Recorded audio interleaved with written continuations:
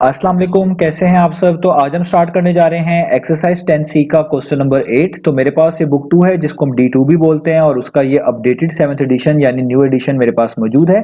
इस new addition का ये चैप्टर नंबर 10 चल रहा है। मैंने इस चैप्टर के नेम से एक सेपरेट प्लेलिस्ट बनाई हुई है, उसका लिंक भी नीचे डिस्क्रिप्शन में दिया हुआ है ताकि आप लोगों को इस चैप्टर से रिलेटेड तमाम सॉल्यूशंस एक ही जगह पर आसानी से इसी प्लेलिस्ट में मिल सकें। इसके अलावा आपको डिस्क्रिप्शन में मेरे सोशल अकाउंट्स के लिंक यानी मेरी फेसबुक प्रोफाइल और मेरी इंस्टाग्राम प्रोफाइल का लिंक भी मिल जाएगा। आप इन्हीं अकाउंट्स के थ्रू अपने क्वेश्चंस को सजेशंस को मुझ तक भी पहुंचा सकते हैं। तो आइए स्टार्ट कर लेते हैं क्वेश्चन नंबर 8 को। तो अब आपको सामने स्क्रीन पर क्वेश्चन नंबर 8 की जो स्टेटमेंट है वो लिखी हुई नजर आ रही है। पहले हम स्टेटमेंट को रीड करते हैं। तो यहाँ पे लिखा हुआ है the exterior angles of a triangle are 3y degree, 4y degree and 5y degree.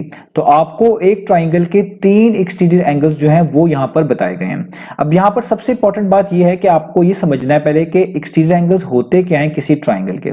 तो उसके लिए मैं यहाँ पर एक ट्राइंगल बनाता हूँ। तो फॉर एग्जाम्पल ये हमारे पास एक ट्राइंगल है।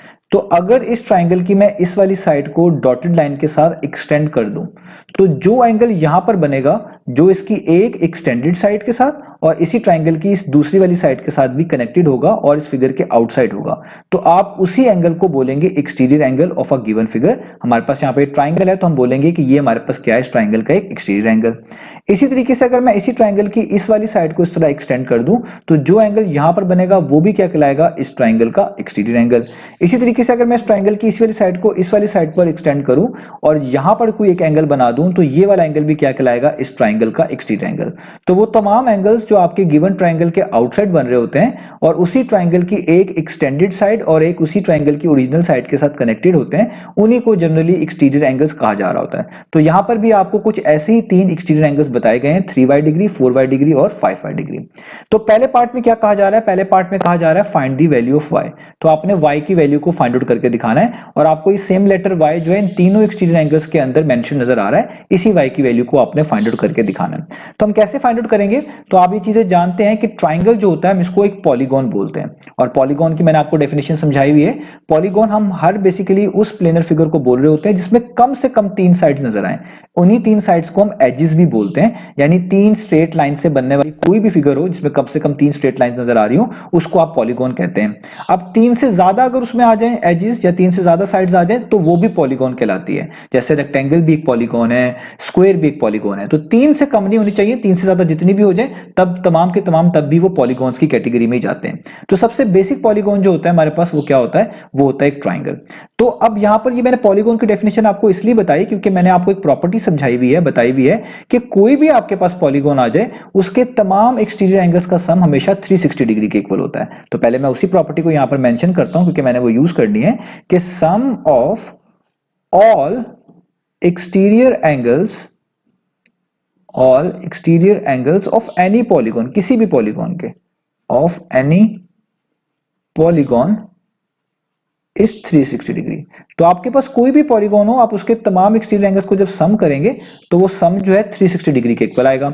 अब ट्राइंगल एक पॉलीगॉन है और इस ट्राइंगल के तीनों एक्सटीरियर एंगल्स हमें भी बताए गए हैं, 3y डिग्री, 4y डिग्री और 5y डिग्री।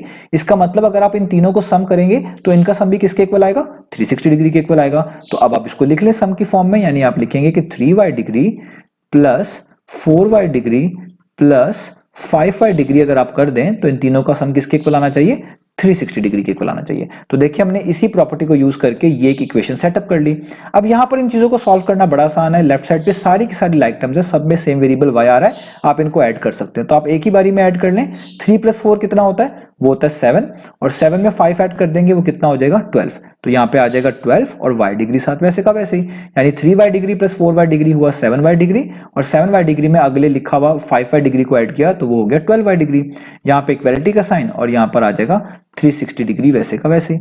अब यहाँ पर आप देखें 12 मल्टीप्लाई हो रहा है, जब आप इसको इक्वेशन के दूसरी तरफ मूव करेंगे तो जो चीज एक तरफ मल्टीप्लाई हो रही होती है दूसरी तरफ जाकर वो डिवाइड करती है। तो यहाँ पर y डिग्री वैसे का वैसे ही लिखा जाएगा, 360 डिग्री भी वैसे का वैसे ही, और 12 जो यहाँ पर मल्टीप्लाई होता है यहाँ पर आकर इस 360 को वो करेगा डिवाइड, यानी उसके डिनोमिनेटर में लिखा जाएगा।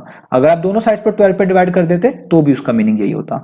तो अब आप इसको फर्दर सॉर्ट आउट कर लें तो 12 के टेबल में 360 आता है, 12 1 टाइम्स 12 होता है और 12 को 30 टाइम्स कर लें तो 360 होता है। आप डिवीजन करके भी करेंगे तो भी आसानी से आपको पता चल जाएगा। तो इसका आंसर आ गया यहाँ पर 30 डिग्री, नीचे 1 लिखने की जरूरत नहीं है। तो y की वैल्यू तो आपने निकाल ली, वो कितनी आ गई 30 डिग्री। तो यहां पर हमारा ये पहला पार्ट फिनिश हुआ। तो अब चलते हैं इसके दूसरे पार्ट की तरफ। तो दूसरे पार्ट में आप देखें क्या लिखा हुआ है। दूसरे पार्ट में लिखा हुआ है find the smallest interior angle of a triangle. तो आपको कहा जा रहा है कि आपने इस ट्राइंगल का सबसे छोटा इंटीरियर एंगल बताना है। अब देखिए जो हमें एंगल्स ऊपर बताए गए थे वो तो एक्सटीरियर थे, तो अब हमें पूछा जा रहा है कि सबसे छोटा इंटीरियर बताएं। तो ये प्रॉपर्टी भी मैंने आपको समझाई हुई है कि अगर आपके पास कोई एक्सटीरियर एंगल आ जाए, आप उस एक्सटीरियर एंगल को अगर 180 में से माइनस कर देंगे तो वो इंटीरियर एंगल बन जाता है। तो सिंपल सी बात है, आपके पास दो ऑप्शन है यहां पर। तो एक तरीका तो ये है करने का क्वेश्चन को कि आप पहले इन तमाम को इंटीरियर एंगल्स बना लें, यानी इन तमाम एंगल्स को 180 डिग्री में से माइनस कर लें, और उसमें जो y की वैल्यू आपने निकाली हुई है अभी 30 डिग्री वो पुट करें और देख लें सबसे छोटा इंटीरियर एंगल कौन सा बनता है। और दूसरा तरीका यह है कि आप यहां पर स्मार्ट वर्क करें। आपको पता है कि अगर मेरे पास ये 3y डिग्री लिखा हुआ है फॉर एग्जांपल, इसको अगर मैं इंटीरियर एंगल बनाना चाहता हूं तो क्या करना पड़ेगा, 180 में से माइनस, क्योंकि रूल यही है किसी भी एक्सटीरियर को इंटीरियर या इंटीरियर को एक्सटीरियर बनाना हो उस एंगल को 180 में से माइनस कर देते हैं। तो अगर 3y डिग्री एक्सटीरियर है, इसको इंटीरियर बनाना है तो 180 में से माइनस करेंगे, तो देखिए आएगा 180 डिग्री माइनस 3y डिग्री। अगर आपने 4y डिग्री को भी जो है एक्सटीरियर से इंटीरियर बनाना तो क्या करना पड़ेगा, 180 डिग्री माइनस 4y डिग्री। और अगर आपने 5y डिग्री को भी एक्सटीरियर से इंटीरियर बनाना है तो क्या करना पड़ेगा, 180 डिग्री माइनस 5y डिग्री।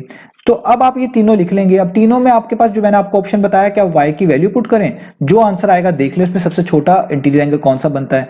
और दूसरा काम है कि आप स्मार्ट वर्क करें। तो स्मार्ट वर्क क्या है, क्योंकि आपने सबसे छोटा जो है यहां पर इंटीरियर एंगल बताना है, तो आप नोटिस करें 180 में से जितनी बड़ी वैल्यू माइनस होगी उतना ही छोटा आंसर आएगा।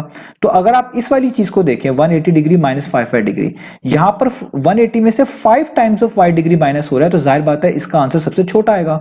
जबकि ऊपर वाली वैल्यूज को देखें, इधर 180 में से 3 times of y degree minus हो रहा है, इसका आंसर तो आएगा लेकिन वो 5y से क्या होगा, वो बड़ा ही होगा। इस तरह 180 माइनस 4y डिग्री को देखें, ये वाला आंसर भी जो आएगा ये 5y degree 180 minus 5y degree से बड़ा होगा। तो इसका मतलब सबसे छोटा इंटीरियर एंगल तो यही बनेगा ना कि जब 180 में से सबसे बड़ी वैल्यू माइनस हो। तो 180 में से सबसे बड़ी वैल्यू इनमें से कौन सी बनती है, 5y डिग्री।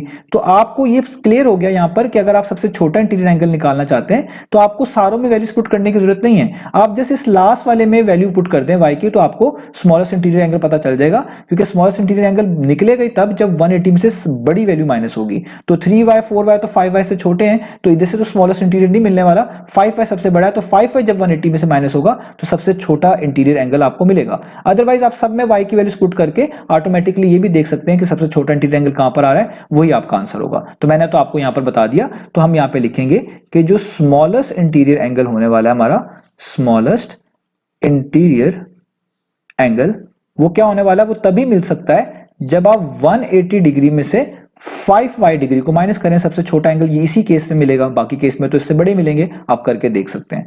तो अब आप क्या लिखें यहां पे, जस्ट 180 वैसे का वैसे, 5 वैसे का वैसे ही, y की वैल्यू ऊपर लिखी हुई 30, तो y डिग्री पे जगह पे यहाँ पे लिख दें उसकी वैल्यू यानी 30 डिग्री। अब सिंपल इसको सॉल्व कर लें तो ये हो जाएगा 180 डिग्री, 5 को 30 टाइम्स करें मल्टीप्लाई तो कितना आता है, 150 डिग्री। तो यहां पर आ गया 150 डिग्री। अब 180 में से आप क्या कर दें, 150 को माइनस कर दें तो कितना आ जाता है, 30 डिग्री। इसका मतलब सबसे छोटा इंटीरियर एंगल जो इस ट्राइंगल का बनता है वो कितना बनता है, 30 डिग्री। तो यहां पर हमारे ये दोनों पार्ट फिनिश हो गए। y की वैल्यू भी 30 थी और जो सबसे छोटा इंटीरियर एंगल में पता चला है वो भी क्या है, वो भी 30 डिग्री। तो आप ये y की वैल्यू इन तीनों में पुट कर देते तो भी आपको ऑटोमेटिकली पता चल जाता सबसे छोटा कितना आता है, 30। तो दोनों तरीकों से ये हो सकता है। तो उम्मीद है आपको ये क्वेश्चन अच्छे से समझ आ गया होगा। इंशाल्लाह आप नेक्स्ट वीडियो में मिलेंगे बाकी सॉल्यूशंस के साथ।